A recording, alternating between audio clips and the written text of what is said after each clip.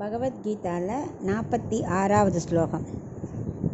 யதி மாமப்ரதீகாரம் அக்ஷஸ்திரம் க்ஷஸ்திரபாணயः தார்த்தராஷ்ட்ராரணே ஹன்யுஹு தன்மே க்ஷேமதரம் பவேத். இப்போ இதுக்குள்ள அர்த்தத்தை பார்க்கலாம்.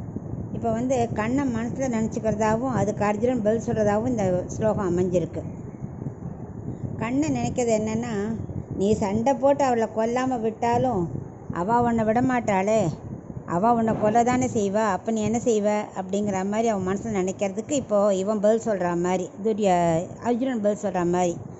துரியோதனன் ஆட்கள் என்னை கொன்னாலும் பரவாயில்லை, அவள் என்னை தாக்கினாலும் நான் திரும்ப தாக்க மாட்டேன், அவள் என்னை கொன்னாலும் அவள் க்ஷேமமாக இருந்தால் போகிறோம் அப்படின்னு ரொம்ப இறக்கப்படுறான். அவனுக்கு வீரம் இருக்குது, ஆனால் கருணை அதை விட மேலோங்கி நிற்கிறது.